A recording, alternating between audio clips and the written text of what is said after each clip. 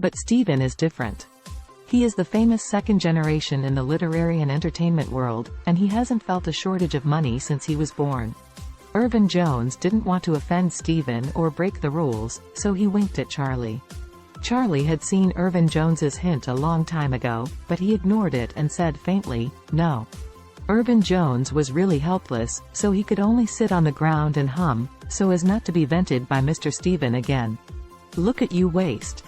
Mr. Stephen cursed with his eyebrows crossed and had to raise his head and glance at Charlie with a slanted eye. He said with money in his hands, "You bought it for 300. I will pay 30,000. Give it to me." The crowd onlookers made a sound of inhalation, and they all looked at Charlie, their eyes full of jealousy. The price of things bought for 300 increased by 100 times before the heat was covered. This is an obvious profit. Besides that pebble, anyone who knows the goods can see that it was picked up on the river beach. This kind of broken stone, there are many on the river beach. Where is the goddess paperweight? Jacob was also a little excited. After all, he made more than 2,000 when he changed hands. Not to mention making up for what he lost yesterday, he could still make a little profit. Charlie raised his head, smiled at Mr. Stephen, and said, "I say just now, don't sell. Even if you pay 300,000, I still have these words. You." Mr. Stephen's face suddenly became ugly, and a sharp light flashed in his eyes.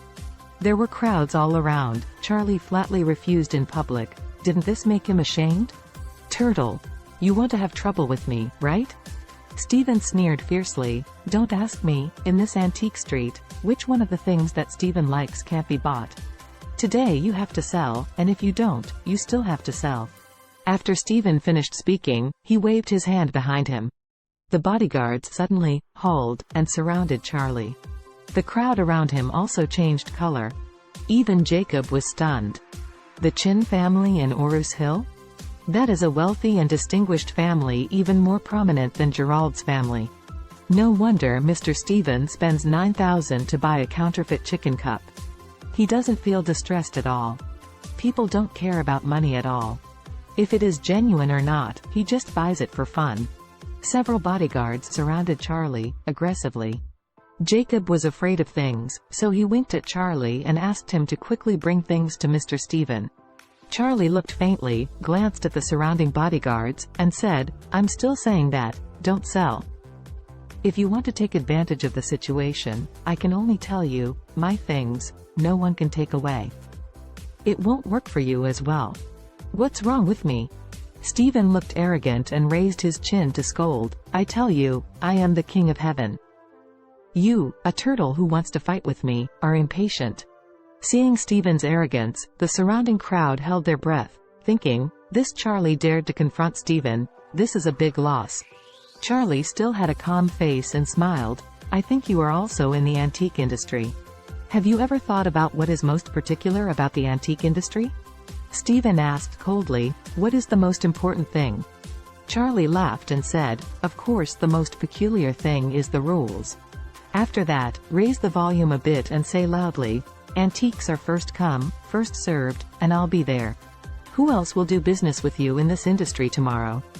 When that happens, Mr. Stephen, you will become a rat crossing the street, and everyone will scream."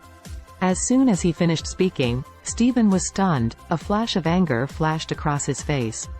There is indeed such a rule in the antique world. He claims to play elegant scholar, and he is naturally very clear about this rule. If today's incident spreads, the store he usually deals with will probably retreat for fear of offending other customers. Stephen didn't expect that Charlie would stop himself from coming to the stage with a few words. He stared at Charlie fiercely, really wanting to kick that face. But he still swallowed his anger forcibly, gritted his teeth, and said, "Do you really think that you are worthy of your rock? I just want you to know that antiques are not accessible to everyone. You are a poor ghost, you should go home as soon as possible to plant the land, so as not to tarnish it." After speaking, Stephen rolled up his sleeves with a dark face, and raised his arms to Charlie's eyes and shook. "Open your dog's eyes and see clearly. This string of chicken blood jade is 150 from Lingnan. I got it. Have you seen such a good thing? The bracelet on Stephen's wrist was crystal clear, red, and shiny in the sun, and it was so beautiful that everyone around him opened his eyes. Irvin Jones stared at the handstrings, swallowing fiercely. "I'm shocked. What a good thing." "Humph. Of course." Stephen was very proud of everyone's reaction. After that, he glanced at Charlie contemptuously, opened his collar, and pulled out a gourd-shaped jade piece tied around his neck. "Look at this again. This piece of chalcedony is a coming-of-age ceremony gift given to me by the Emperor of the Sui dynasty. 88 high-ranking monks set up an altar to consecrate the Buddha and recite the Buddha for 108 days. It is worth 3 million. Upon hearing that this piece of gourd chalcedony was so big, the crowd craned their necks to watch. Irvin Jones flapped his nose with excitement as if being slapped. His eyes were straight at the jade gourd, his eyes were greedy, and he wanted to swallow it into his stomach. Stephen held the jade gourd and sneered at Charlie. "Poor playing watch, rich playing jade. You are a poor man, you can't afford decent clothes, and you want to buy antiques. It makes people laugh out loud."